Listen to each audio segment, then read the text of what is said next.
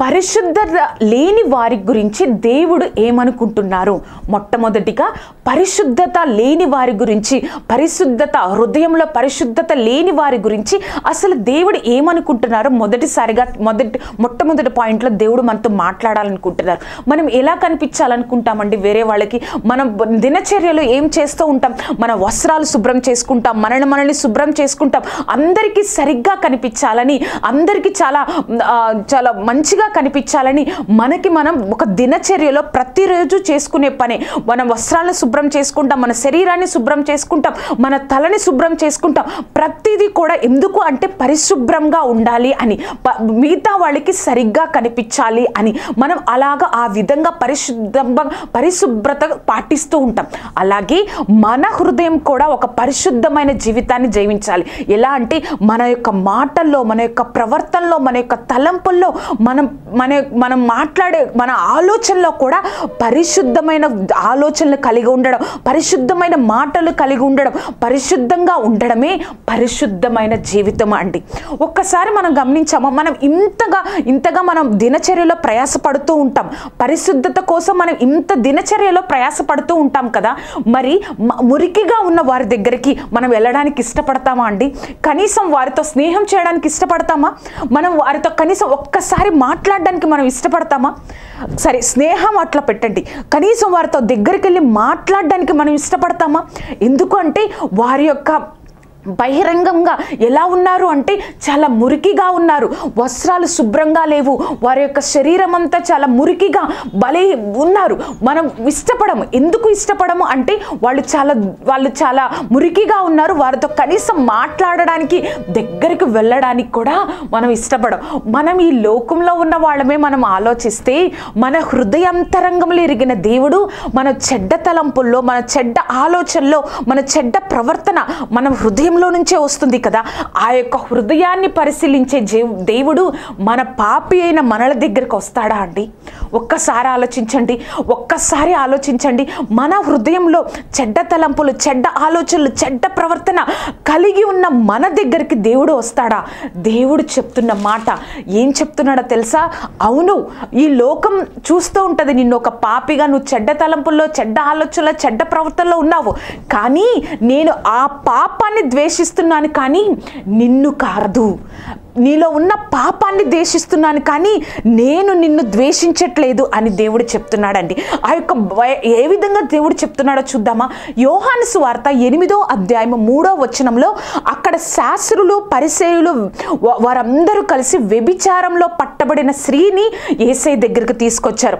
యేసయ్య దగ్గరికి తీసుకొచ్చి ధర్మశాస్త్రం ప్రకారం వ్యభిచారంలో పట్టబడిన స్త్రీని మేము ఏం చేస్తామంటే రాళ్లతో కొట్టి చంపేస్తాం, కానీ నువ్వేం చేస్తావు ప్రభువా అని ఆయన్ను ప్రతిసారి అడగడం, ఎక్కువ సార్లు ఆయన అడగడం వల్ల ఆ దేవుడు ఏం చెప్పారంటే, యేసయ్య ఏం చెప్పారంటే, ఇక్కడ ఎవరైతే పాపం చేయట్లేదో, పాపం చేయని వారు ఎవరైతే ఉన్నారో వారు మొదటి రాయి తీసి ఆమె మీద వేయండి, మొదటి రాయిని తీసి ఆమె మీద వేయండి అని చెప్పినప్పుడు, మొదటి రాయిని తీసి ఆమె మీద వేయండి అని చెప్పినప్పుడు అక్కడున్న వాళ్ళు చిన్న పిల్లల నుంచి పెద్దవాళ్ళ వరకు ఎవ్వరు కూడా లేరండి, అందరూ వెళ్ళిపోయారు.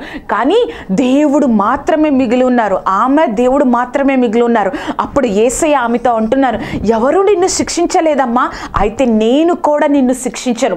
ఎందుకు అంటే నేను కూడా నిన్ను శిక్షించను, నువ్వు ఇప్పుడు నుంచి వెళ్ళి ఇంకా పాపము చేయకుండా నువ్వు జాగ్రత్తగా ఉండు అని దేవుడు చెప్తున్నాడండి. దేవుడు దేన్ని అసహించుకున్నాడు?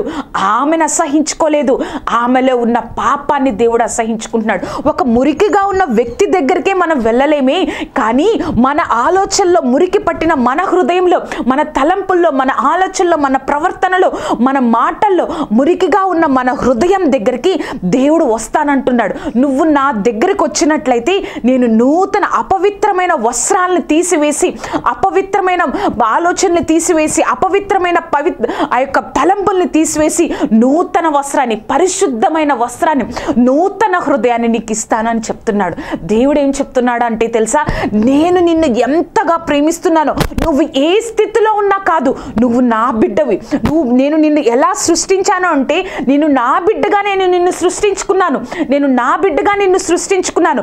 ఈ మధ్యలో ఈ పాపం వచ్చింది, కానీ నువ్వు నా బిడ్డవి. సిలువలో వేలాడుతున్నప్పుడు, భూమికి ఆకాశానికి మధ్యలో వేలాడుతున్నప్పుడు కూడా నేను నీ గురించి ఆలోచించాను. నీ కోసమే ఈ లోకానికి వచ్చాను, నీ కోసమే నేను ఈ లోకంలో చనిపోయాను అని దేవుడు ఒక్కసారి జ్ఞాపకం చేస్తున్నారు. దేవుడు పాపుల గురించి ఏమనుకుంటున్నాడో తెలుసా? నేను నిన్ను ద్వేషించట్లేదు, నీలో ఉన్న పాపాన్ని మాత్రమే ద్వేషిస్తున్నాను. నువ్వు పరిశుద్ధంగా జీవించడానికి నువ్వు అనుకుంటా ఉండొచ్చు, నా జీవితం ఇంకింతే, నేను ఇంక పాడైపోయాను, నన్ను దేవుడు కూడా క్షమించాడేమో అనుకుంటున్నావు. ఈ లోకంలో ఎవ్వరు క్షమించినా క్షమించకపోయినా, ఎటువంటి పాపమైనా దేవుడు క్షమించలేని పాపం ఏదీ లేదండి.